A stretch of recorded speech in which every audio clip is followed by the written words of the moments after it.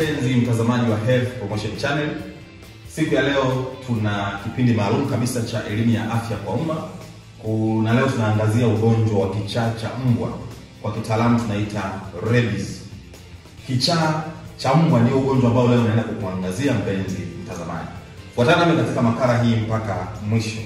Na nyuma ya kamera nipo na brother Ipembe, na yeye yuko kwenye kamera siku ya leo kwa ajili ya kuhakikisha kwamba mitambo yetu inakaa vizuri. Sasa katika mada ya kichaa cha mbwa siku ya leo tutaangazia maana ya kichaa cha mbwa, jinsi ugonjwa wa kichaa cha mbwa unavyoenea, lakini muda na dalili za kujitokeza kwa kichaa cha mbwa kwa maana ya incubation period. Tunasema incubation period ndio ule muda ambao tokea mgonjwa amengatwa na mbwa mpaka muda ambao dalili zimekuja kuanza kuonekana. Tunasema ndio incubation period. Lakini tutaangalia dalili zake, halafu tutaangalia aina tofauti ya majeraha ambayo yanaweza kusababishwa na kung'atwa na mbwa. Lakini kama hiyo haitoshi, tutaangalia namna bora ya kumhudumia mgonjwa ambaye amengatwa na mbwa. Halafu tutaangalia tiba na kinga anayotakiwa kupatiwa mtu ambaye amengatwa na mbwa. Lakini mwisho kabisa tutaenda kuangazia namna bora ya kuweza kujikinga na ugonjwa huu wa kichaa cha mbwa. Sasa ugonjwa wa kichaa cha mbwa ni nini? Tunasema kwamba huu ni ugonjwa hatari sana unaoenea kutoka kwa wanyama kwenda kwa binadamu. Kwa maana ya kwamba kutoka kwa wanyama kwenda kwa binadamu, kwa kitaalamu tunaita ni zoonotic disease. Maana ni ugonjwa ambao unaenea kutoka kwa wanyama kwenda kwa binadamu. Aina hiyo ya magonjwa ambayo yanaenezwa kutoka kwa wanyama kwenda kwa binadamu yanaitwa zoonotic diseases. Na unasababishwa na virusi aina ya RNA kundi la Risavirus, familia ya Rhabdoviridae. Na asilimia ya kifo kama endapo utang'atwa na mbwa au huyu mnyama, tunasema ni 100%. Lazima utakufa kama haujapatiwa matibabu baada ya kuwa umeng'atwa na mbwa ambaye ana kichaa au mnyama yote ambaye ana virusi hawa wa kichaa cha mbwa. Na tunasema kwamba jinsi sasa unavyoenea ugonjwa unaeneaje. Tunasema kwamba ugonjwa unaenea kwanza kwa kung'atwa na mbwa. Sio mbwa tu, anaweza kuwa ni mnyama mwingine yote ambaye anaweza kukung'ata, ambaye ametoka msituni anaweza kukung'ata, kwa mfano paka anaweza kusababisha kichaa cha mbwa. Lakini pia unaenea kwa kulamba au kuguswa na matemate kwenye jeraha au macho. Sehemu zenye uwazi ambazo unaweza ukalamba, kwa mfano kwenye kinywa, kwenye mdomo, kwenye ulimi ukilamba, au tunasema kwamba sehemu yenye majeraha yakigusana na yale majimaji kutoka kwa huyu mbwa au paka ambaye amekung'ata, pia unaweza kupata ugonjwa wa kichaa cha mbwa. Lakini pia ugonjwa wa kichaa cha mbwa unaweza kaenea kwa kuchomwa na kucha za mnyama mwenye rabies.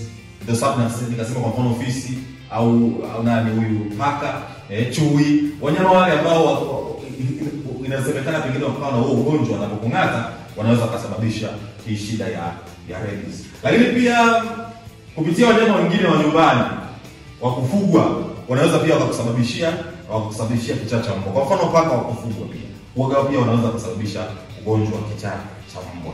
Sasa muda wa dalili kujitokeza, kwa kitaalamu tunaita incubation period. Tokea mtu ameng'atwa siku 5 hadi miaka 2 hapa katikati, ugonjwa unaweza kujidhihirisha pale. Lakini kwa wastani ni ndani ya mwezi mmoja, kwa maana ya siku 28 hadi 2 kwa maana ya siku 56.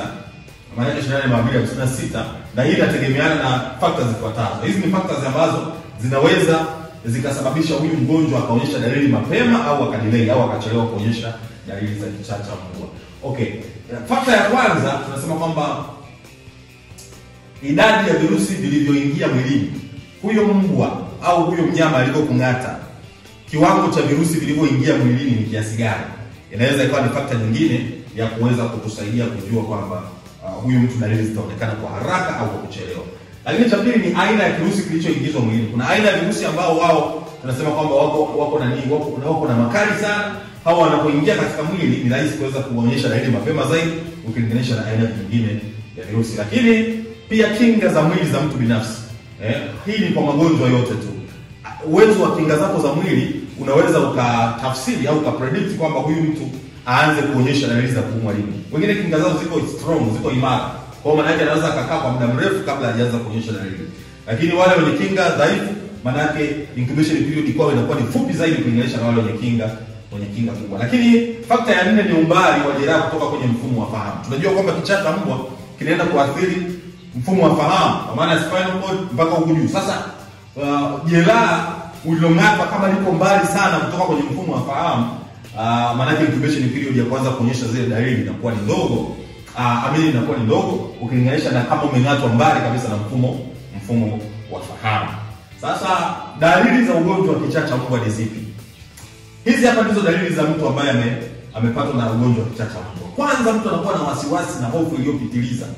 Tunasema ile phobia, ya mtu anakuwa na hofu, anakuwa na wasiwasi uliopitiliza. Lakini cha pili, mtu anakuwa na hali ya uchokozi na hasira kali. Unaonaga mbwa wakati mwingine mbwa wenye vichaa anaweza kaanza kukung'ata na kukukimbiza pasipokuwa na sababu. Sasa hata mtu ambaye ameng'atwa na mbwa mwenye kichaa, unakuta mtu huyu anaanza kuonyesha zile dalili za kuwa mkali sana. Yaani yuko restless, alafu ni mkali, alafu ana hasira kali. Hiyo ni dalili nyingine ya ugonjwa mtu ambaye ana ugonjwa wa kichaa cha mbwa. Lakini dalili nyingine ya tatu ni degedege na kutetemeka. Mtu anaweza kapigwa degedege akawa anatetemeka sana. Lakini pia hofu ya upepo na mwanga. Mtu mwenye kichaa cha mbwa hapendi, hatamani kuona mwanga, anakuwa na hali pia ya hofu sana. Lakini pia kunakuwa na hofu ya maji. Kwa kitaalamu inaitwa hydrophobia. Hydrophobia ndio ile hali ya mtu kutokutamani kunywa maji. Akiona maji mtu anayaogopa kabisa. Yaani mtu mwenye kichaa cha mbwa anaogopa maji kuliko unavyofikiria wewe. Lakini pia kuna ile hali ya kushindwa kumeza maji na mate. Hiyo pia inatokana na ile hydrophobia.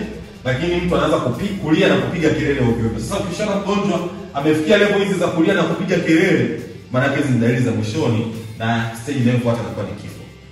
Ugonjwa wa kichaa cha mbwa ni hatari sana, kwa sababu mtu akishang'atwa na huyu mbwa mwenye kichaa akaanza kuonyesha hizi dalili, akifika huko kabla ya kupata matibabu, akishaanza kufika na kupresent hizi dalili za huko, yani huyo mtu anaenda kupoteza maisha. Kwa hiyo ndio maana ni muhimu sana kuweza kuhakikisha kwamba mtu huyu anapatiwa matibabu kabla hajaanza kuonyesha hizi dalili. Sasa kuna aina tofauti ya hivi vichaa vya mbwa, kichaa cha mbwa.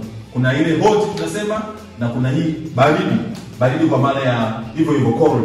Sasa hiki kichaa cha mbwa baridi inaitwa paralytic rabies, ambacho dalili zake ni misuli kuumwa, alafu kupumua kwa tabu, lakini kupooza kwa misuli ya mwili hususan miguu na mikono, lakini pia inaweza kusababisha kifo. Lakini kuna kichaa cha moto kwa maana ya furious rabies, ndio hizi sasa dalili nilizokuwa nimezisema pale: kushtuka sana, kukakamaa misuli, kuhema kwa shida, kuogopa maji, na upepo na mwangaza, lakini pia kuchanganyikiwa au kurukwa na akili, na mwisho wa siku tunasema kifo. Hizo ni dalili za ugonjwa. Sasa huduma ya kwanza kwa mtu ambaye amenyatwa na mbwa. Kitu cha kwanza ambacho unaweza kufanya ikiwa mtu amenyatwa na mbwa au ndugu yako amenyatwa na mbwa, cha kwanza, osha jeraha kwa maji mengi, tiririka na sabuni. On the spot, osha ile jeraha kwa maji mengi yanayotiririka na sabuni. Hiyo ni huduma ya kwanza. Lakini pia kama maji hamna, unaweza kuosha kwa maziwa au kimiminika chochote kama maji hayapatikani. Leo ni kuweza kupunguza idadi ya virusi ambao wameshaingia kwenye ile eneo ambalo wamenyatwa au ile jeraha ambalo mtu amenyatwa na mbwa. Lakini pia safisha jeraha kwa kutumia antiseptics, kwa mfano Dettol au Spirit. Ukishaosha na maji yako, safisha ile jeraha kwa kutumia maji au antiseptic, itakusaidia pia kuweza kupunguza makali ya wale virusi. Lakini pia wahi kituo cha kutolea huduma za afya mapema, ili huyu mtu akapatiwe immunoglobulin, huyu mtu akapatiwe chanjo, lakini huyu mtu pia akapatiwe hii tetanus vaccine au anti-tetanus serum. Hivi vitu vitatu, immunoglobulin, anti-tetanus serum pamoja na anti-rabies, ni muhimu kwa ajili ya kuhakikisha kwamba unaokoa maisha ya huyu mtu. Akipatiwa immunoglobulin, kuna uwezekano 95% kuweza kupona huyu mgonjwa. Lakini kama utamchelewesha asipatiwe hizi chanjo wala immunoglobulin, huyu mgonjwa anaweza akapoteza maisha. Sasa tunasema kwamba tiba na kinga au chanjo ya kichaa cha mbwa, tunasema kwamba huwa hutolewa kwa njia mbili: njia ya misuli kwa maana ya intravascular, lakini pia kwa njia ya ngozi kwa maana ya intradermal au ID kwa kitaalamu. Na njia ya ngozi inapendekezwa kutumika zaidi kuliko njia ya misuli, kwani humpunguzia mteja muda wa kuhudhuria kituo cha tiba. Pia humjengea mtu kinga ndani ya siku 7. Within 7 days, hii njia ya misuli inamjengea mtu kinga. Na tunasema hii njia ya misuli maana yake mtu atapewa dozi ya 1 ml kwa maana ya 5 vials kwa siku ya kwanza, siku ya 3, siku ya 7, siku ya 14 na siku ya 28. Dozi yake maana yake ni siku ya kwanza anakuja siku aliyong'atwa, ndio anaanza. Alafu anakuja siku ya 3, anakuja siku ya 7, anakuja siku ya 14 na mwisho siku ya 28. Hiyo ndio dozi ya chanjo ya kichaa cha mbwa. Lakini kama ikiwa utampatia kwa njia ya intradermal, maana yake utampatia 0.8 ml kwa siku zile siku ya kwanza, ya 3, ya 7 na ya 28. Hii ikiwa umempatia kwa intradermal, kwa maana ya kwamba ni ndani ya ngozi. Lakini intramuscular maana yake unampatia 5 vials, amini 5 vials yenye 1 ml kwa muda wa siku hizo ambazo nimezielekeza hapo. Na tunasema kwamba hii serum rabies immunoglobulin tunasema kwamba utolewa siku ya 0, maana yake siku inayokuja, na ujazo wake ni 40 international units per kilogram body weight kwa jelali linalotoa damu. Jamani, hizi ni calculations za kifamasia, na ndio maana zinatolewa hospitali unapokuwa umeenda kwa ajili ya matibabu. Kwa hiyo huwezi ukampatia hizi dozi ukiwa uko kwenye duka la dawa. Haya matibabu yote yanafanyika hospitalini au kwenye kituo cha kutolea huduma za afya. Na kinga kwa mtu aliyeng'atwa na mbwa, tunasema kwamba jeraha la mtu aliyeng'atwa na mbwa halioshwi. Kama kushona ni lazima, basi tunasema kwamba jeraha la mtu aliyeng'atwa na mbwa halishoni. Narudia, jeraha la mtu aliyeng'atwa na mbwa halishoni.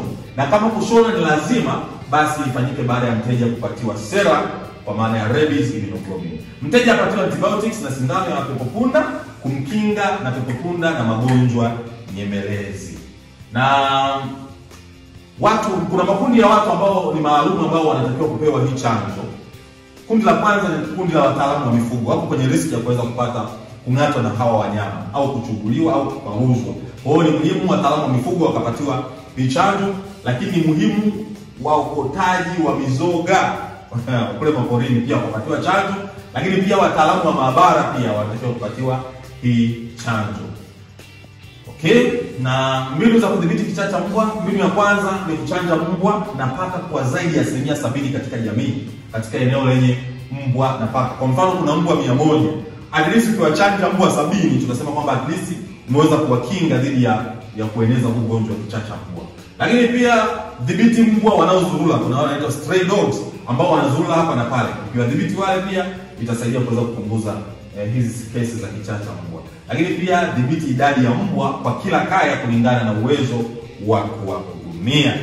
Na mwisho kabisa sasa tunasema kwamba hizi taarifa za kichaa cha mbwa zinatolewa taarifa katika mifumo yetu ya IDSR.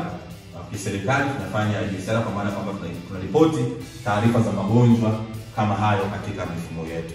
Baada ya kusema hayo, nashukuru sana kwa kunisikiliza. Kama una swali, unaoni au una mapendekezo, tafadhali unaweza kwenda kwenye comment section ukatuandikia pale. Tutakujibu. Tafadhali sana unaweza kusubscribe channel yetu ya Health Promotion ili uweze kupata notification za makala zote za afya na vipindi vyote vya afya ambavyo vinakujia kutoka hapa Health Promotion channel. Naitwa Ezekiel Chavala, mpaka wakati mwingine tena. Nyuma ya kamera niko na brother Dalali Kipembe. Karibu sana next session. Thank you very much.